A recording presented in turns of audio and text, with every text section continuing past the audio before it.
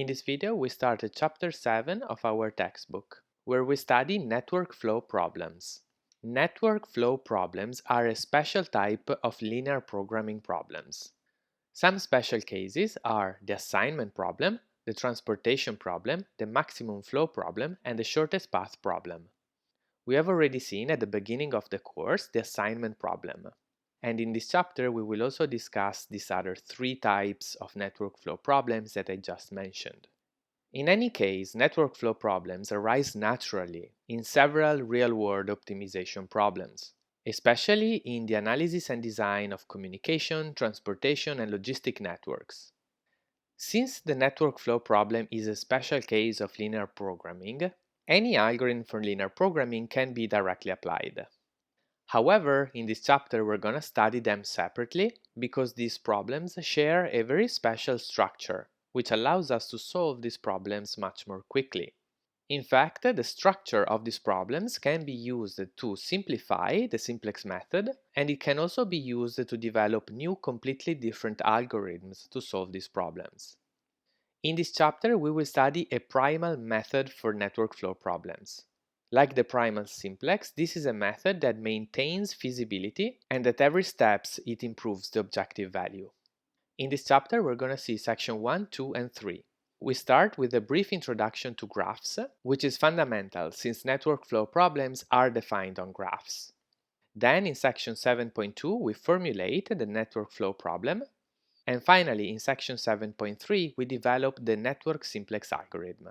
So let's now start with section 7.1, where we discuss graphs. We're going to see both undirected graphs and directed graphs. Let's now start with undirected graphs. At the top of this slide, we have an example of an undirected graph.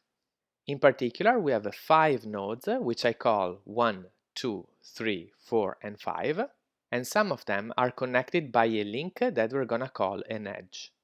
Formally, an undirected graph is an ordered pair NE, where N is a ground set, which is called the set of nodes, and E is a set of edges. An edge is defined as an unordered pair of distinct nodes. So essentially, it is just a subset of cardinality 2 of N. Therefore, we're going to denote an edge using the standard notation for sets. When we work with graphs, it is standard to denote the number of nodes by n and the number of edges by m. Now that we have formally defined a graph, we can formally write down the graph in our example. The set of nodes is the set containing 1, 2, 3, 4, and 5, and the set of edges is the set that contains the set 1, 2, which is visualized by this link between 1 and 2. Then we have the sets 1, 3, 2, 3, 1, 4, 3, 4, and 3, 5. Since an edge is simply a set, we can write the same edge as the set containing ij or the set containing j and I. Note that we required edges to contain exactly 2 nodes. Therefore, the set containing the same node twice cannot be an edge. It will be useful to define the concept of incidency and of n nodes. We say that the edge ij is incident to the nodes I and j. Furthermore, the nodes I and j are called the end nodes of the edge ij. For example, the edge 2, 3 has end nodes 2 and 3, and it is also incident to node 2 and to node 3. The degree of a node is defined as the number of edges incident to that node. For example, the degree of node 3 is equal to 4 because the node 3 is incident to the edges 3, 2, 3, 1, 3, 4, and 3, 5. The degree of an undirected graph is defined as the maximum of the degrees of its nodes. In particular, you can check that the degree of the graph in our example is equal to 4. A walk from a node I1 to a node IT is defined as a finite sequence of nodes I1, I2 until IT. In this sequence, every pair of consecutive nodes must be an edge. So I1, I2 must be an edge, I2, I3 must be an edge, and so on and so forth. In our example, let's consider nodes 2 and node 5. Of course, there are several walks from node 2 to node 5. One of them, for example, is 2, 1, 3, 4, 3, 5. A path is defined as a walk that has no repeated nodes. So the walk that we just saw in the example is not a path because we repeated several times the node 3. An example of a path from 2 to 5 is given by 2, 3, 5.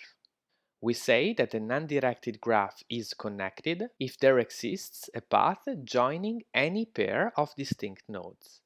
You can check that in our example the graph is connected. A cycle is defined as a walk from I1 to IT such that all the first t-1 nodes are distinct, while the last node must be equal to the first node. Furthermore, the number of distinct nodes in the walk must be at least 3. In our example, a cycle is given by 2, 3, 1, 2.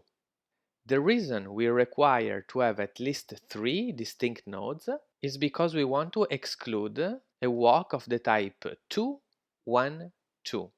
And this is because we don't want to traverse the same edge twice back and forth. Next, let's discuss directed graphs. Like in the undirected case, we start with an example. Here we have again 5 nodes, 1, 2, 3, 4, and 5. But now instead of edges we have arcs. Essentially the difference between edges and arcs is that arcs have a direction, which is visualized in the picture by an arrow. Formally, a directed graph is an ordered pair NA, where N is a set of nodes and A is a set of arcs. An arc is defined as an ordered pair IJ of distinct nodes. Note that to distinguish arcs from edges, we use a different notation. In fact, here we use parentheses, while for undirected graphs we use the braces. Note that it's fairly standard in mathematics to use parentheses for ordered pairs.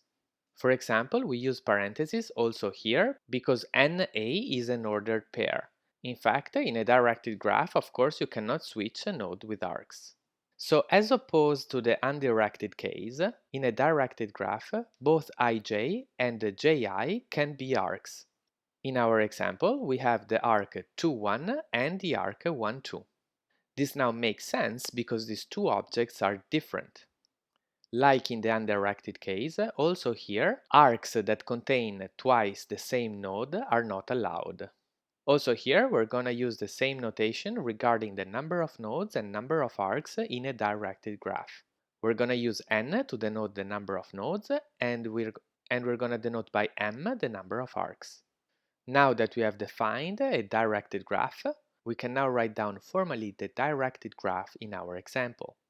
The node set is the set containing 1, 2, 3, 4, and 5, and the set of arcs is the set containing the arc 1, 2, which is this arc from 1 to 2, the arc 2, 1, which is the arc from 2 to 1, and then the arcs 1, 3, 3, 2, 1, 4, 4, 3, and 3, 5.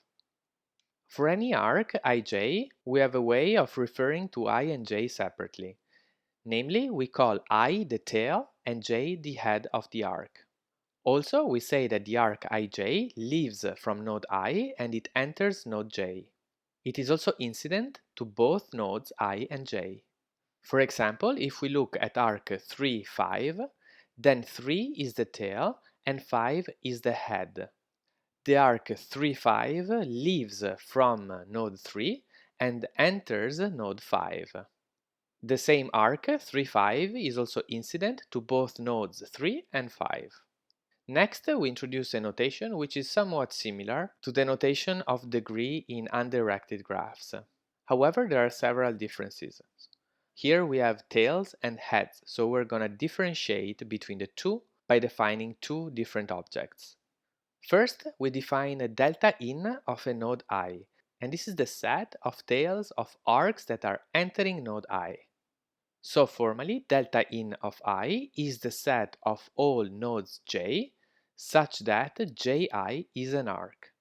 Symmetrically, delta out of a node I is the set of heads of arcs that are leaving from node I. Formally, delta out of I is the set of nodes j for which ij is an arc. For example, let's consider the node I equal to 3. Then delta in of I is the set containing 1 and 4. On the other hand, delta out of node 3 is the set containing the node 2 and the node 5. Sometimes it will be useful to us to construct an undirected graph starting from a directed graph. The way we do this is we simply pick our directed graph and we just ignore the direction of the arcs. For example, the arc 1, 4 just becomes the edge 1, 4. If it happens that between two nodes we have two arcs, like in this case where we have arc 2, 1 and 1, 2, then in our graph we will simply have one edge between 1 and 2. This allows us to define easily some concept for directed graphs that we've already defined for undirected graphs. For example, we say that a directed graph is connected if the resulting undirected graph is connected. In particular, our example of directed graph is connected. Next, we define the concept of walk for directed graphs.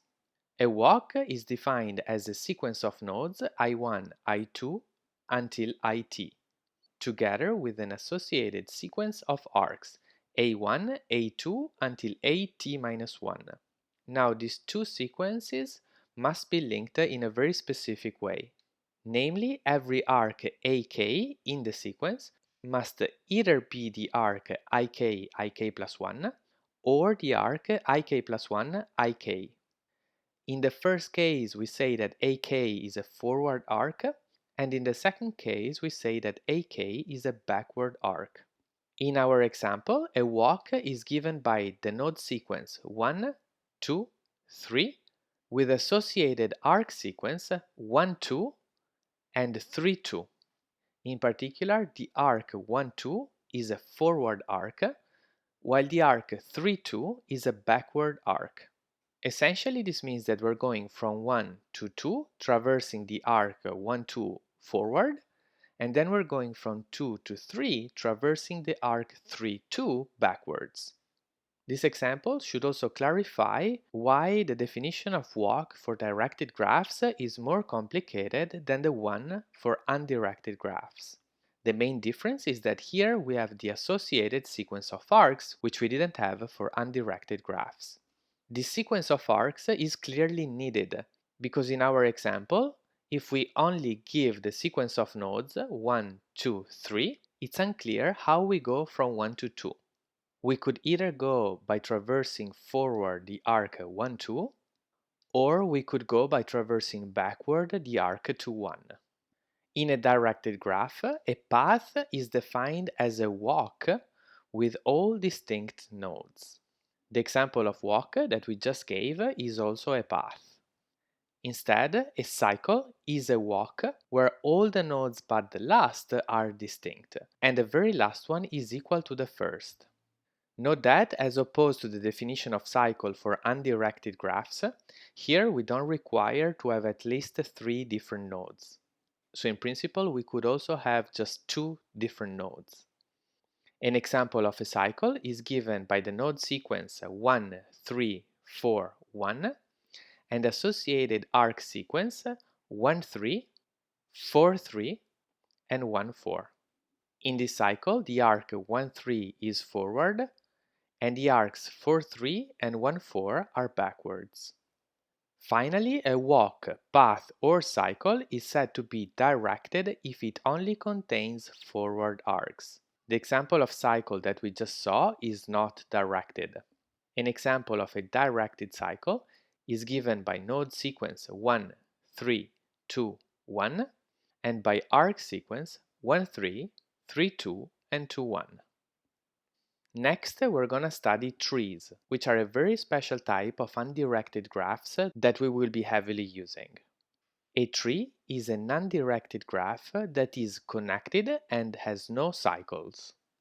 In the picture, we have an example of a tree. you can check that it is connected. In fact, for every pair of nodes, there exists a path joining them. For example, pick node 4 and node 8. Then a path from 4 to 8 is given by 4, 3, 5, 7, and 8. Of course, you should check that a path exists among every pair of nodes. It's also fairly clear from the picture that this example contains no cycles. A special type of nodes in trees is given by leaves. A leaf is defined as a node that has degree equal to 1. In our example, the leaves are the nodes 1, 2, 4, 6, and 8. Theorem 7.1 contains essentially all the results that we're going to use about trees. Point A says that every tree with more than one node has at least one leaf. We have just seen how in our example we actually have 5 leaves. Point B of the theorem says that an undirected graph is a tree if and only if it is connected and has a cardinality of n minus 1 edges. We can check this statement in our example. We know that we have a tree, so we already know it's connected. We have 8 nodes, so we should have 7 edges. 1, 2, 3, 4, 5, 6, 7. Point C of the theorem says that for any two distinct nodes I and j in a tree, there exists a unique path from I to j. Since a tree is connected, we already know that there exists at least a path from I to j. Point C then says that there cannot be two different paths from I to j. If we look at our example, we can easily convince ourselves that this is the case. We already saw earlier a path from node 4 to node 8, which was 4, 3, 5, 7, and 8, and you can easily check that this is the only path from 4 to 8. And similarly, you can check that C holds for every pair of nodes in our example. Finally, let's read point D in our theorem. If we start with the tree and add a new edge, then the resulting graph contains exactly one cycle. In our example, if we add the edge 1, 2, then clearly we have created the cycle 1, 3, 2, 1. You can check that this is the only cycle present in the new graph.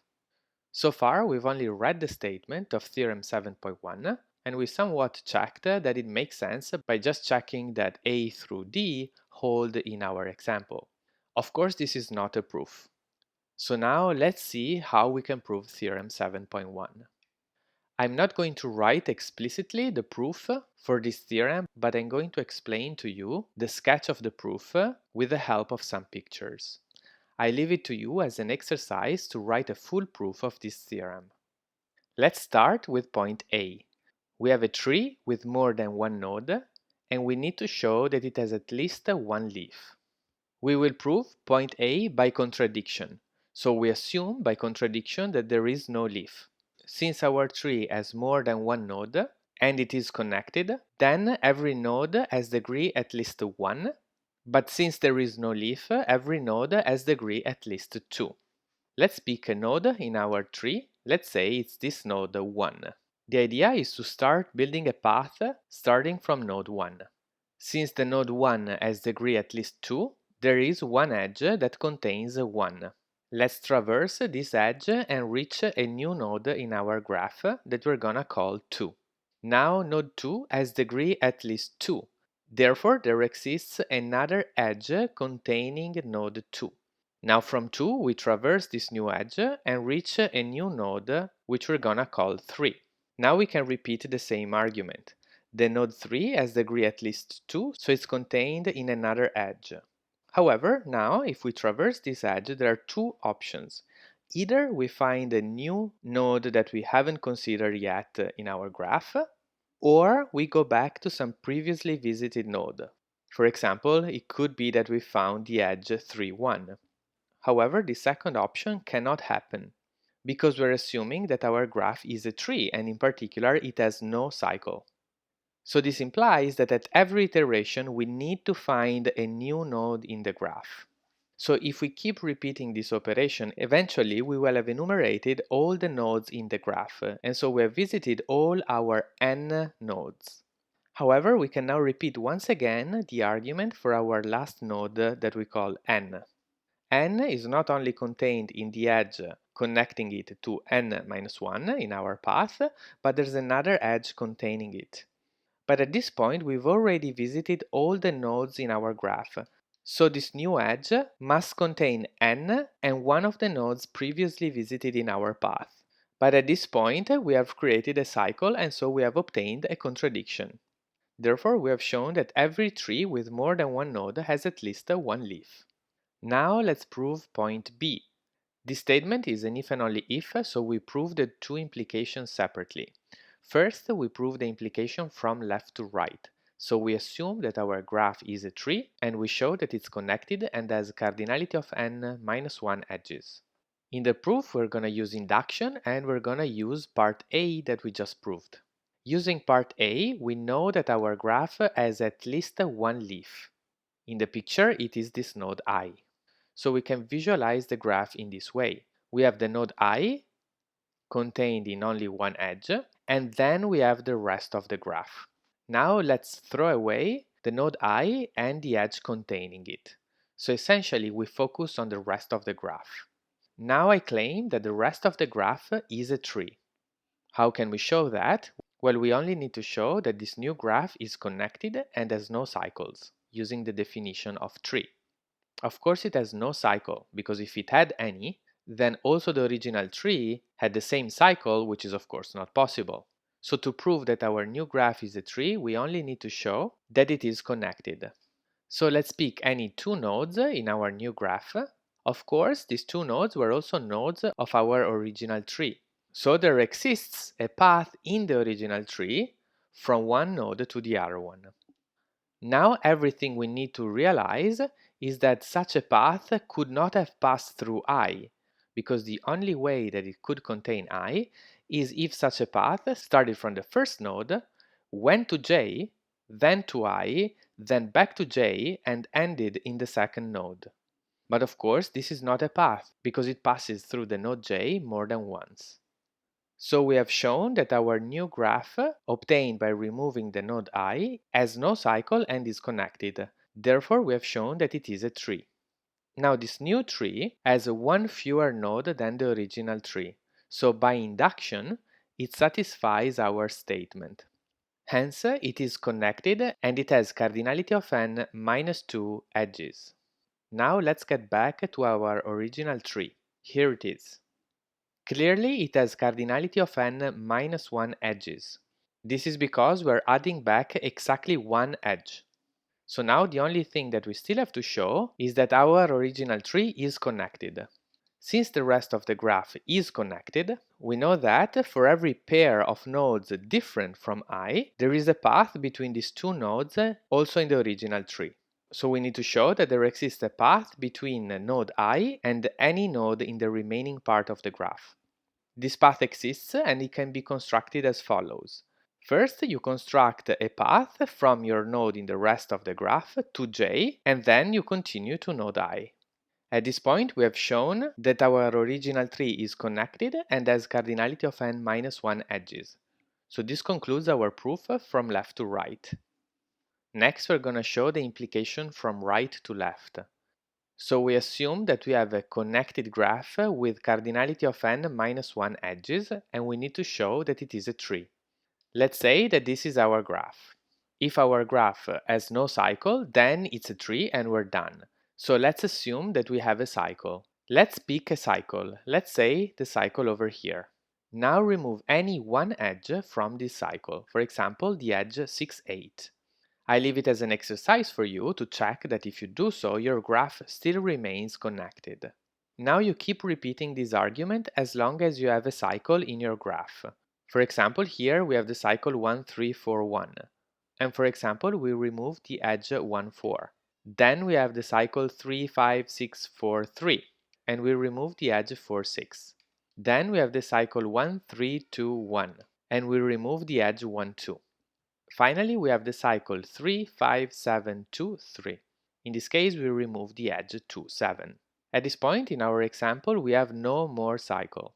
So we end up with a graph that is still connected and now has no cycle. so it is a tree. Now we use the implication left to right of the if and only if. So we know that our new graph has cardinality of n minus 1 edges. But remember that the graph that we started from had by assumption cardinality of n minus 1 edges. So we started from a graph with cardinality of n minus 1 edges, we removed a number of edges and ended up with a graph with still cardinality of n minus 1 edges. This means that in our process we never remove any edge. And this means that the graph that we ended up with coincides with the original graph. So also the original graph is a tree. And this concludes the proof of B. To prove C, we need to show that for any two distinct nodes I and j in a tree, there exists a unique path from I to j. Since our tree is connected, we know that there exists a path in the tree from I to j. So we only need to show that this path is unique, meaning that there exists no other path from I to j. So let's assume by contradiction that there exists another path from I to j, which is different from the previous one. But then it is intuitively clear that the union of the two paths contains a cycle. I leave it as an exercise for you to formally prove that these two paths can be used to construct a cycle. Such a cycle is therefore also contained in our tree. Of course, this is a contradiction because our tree doesn't contain any cycle. Finally, we prove D. We need to show that if we have a tree and add a new edge, the resulting graph contains exactly one cycle. Let's visualize it here in the example below. In this picture we have a tree, so let's add the new edge 2, 7. Since the original tree didn't contain any cycle, every cycle in the new graph must traverse the edge 2, 7. This means that such a cycle must be formed by the edge 2, 7 and then by a path from 7 to 2 that doesn't contain the edge 2, 7. So such a path is a path in our original tree connecting these two nodes. But in part C, we have just shown that there exists exactly one path connecting our two nodes in the tree. As a result, there can be only one cycle in our graph obtained by adding the new edge. And this is exactly given by the unique path between those two endnodes and the new edge. With this, we have completed our proof sketch of theorem 7.1, and this concludes our video on graphs.